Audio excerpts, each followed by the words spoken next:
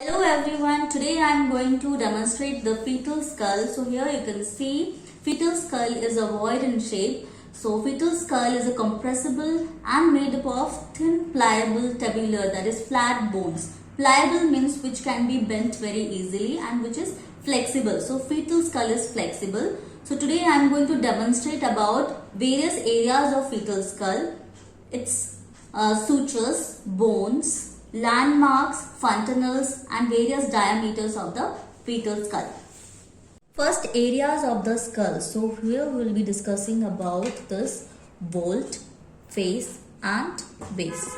So this vault, it extends from the root of the nose or orbital ridges till the nape of the neck. So it consisting of two frontal bones, two parietal bones and one occipital bone, that is present in the back of the head. Then comes the face. Face extends from the root of the nose till the junction of the floor of the mouth, and it consisting of 14 small bones that are all ossified together. Next is the base, that is extends between the face and the vault. So here in the base, it consisting of a foramen magnum through which the spinal cord pass, and it is useful for protecting the brain. This is all about the areas of the skull. Now coming back to the bones of the fetal skull. So here we are having two frontal bones. This ossification center is known as frontal eminence. Then next is the two parietal bones, and the ossification center is known as parietal eminence. Two parietal eminence we can see here.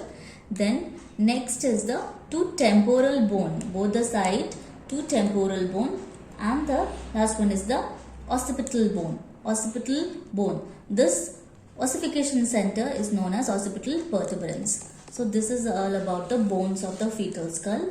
Now I'll demonstrate about the sutures. Sutures are non-ossified membranes. So first there are basically four sutures. First I'll explain about the frontal sutures. Frontal sutures lies between the two frontal bones. The coronal sutures.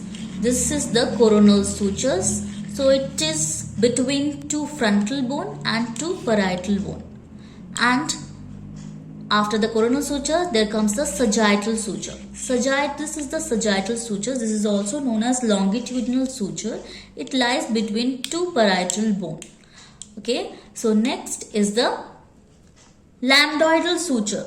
This is the lambdoidal suture.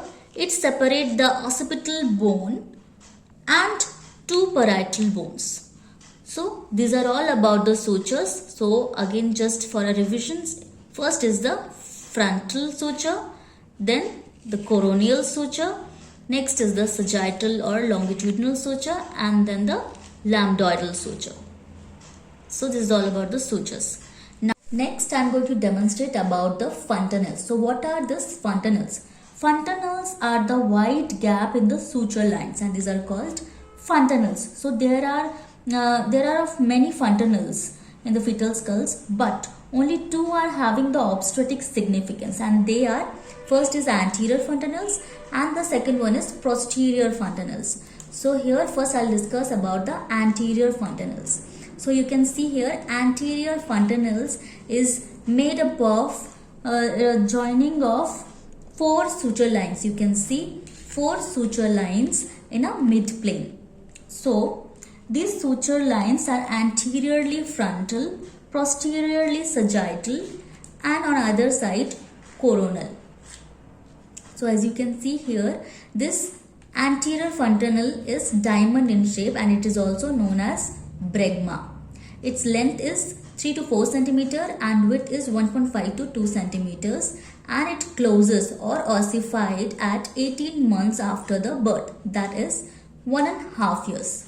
And why it is important? What is the importance of this anterior fontanelles?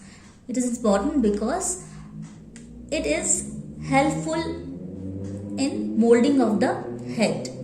It facilitates degree of flexions, or the degree of flexions can be assessed from this anterior fontanelles, and intracranial pressure can be assessed from its after the birth. Depressions in dehydration and bulging in raised ICP, that is intracranial pressures, and also cerebrospinal fluid can be collected from its angles, okay, lateral angles from the lateral ventricles.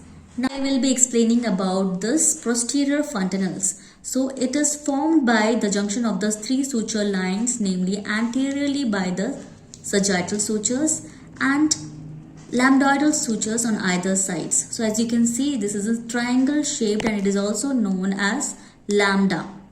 It measures 1.2 into 1.2 centimeters and it is ossified in 6 weeks, that is 1.5 month. It closes at 1.5 month. And what is its importance? Why it is important means here the internal rotations can be assessed, degree of flexions can also be assessed, and position of vertex in relation to the maternal pelvis can be determined. So this is the importance of this triangle shaped posterior fontanelles. Now I'll explain about the various landmarks of the fetal skull. So here you can see the landmarks. It starts from the vertex, then brow, face, sinciput and occiput. Now I will be explaining about various landmarks of the fetal skull. So first and foremost I will be discussing about the vertex. So here this region is called vertex. It is a quadrangular area and it is bounded anteriorly by bregma, posteriorly by lambda and laterally by two parietal eminences. So you can see this is a quadrangular in shape and this is also considered as a presenting part in labor process.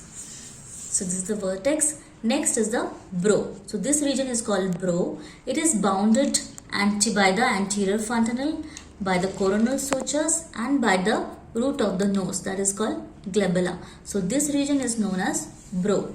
Then next is the face. So it extends from the root of the nose till the junction of the floor of the mouth. So this is the face. Face presentation is called as abnormal presentations.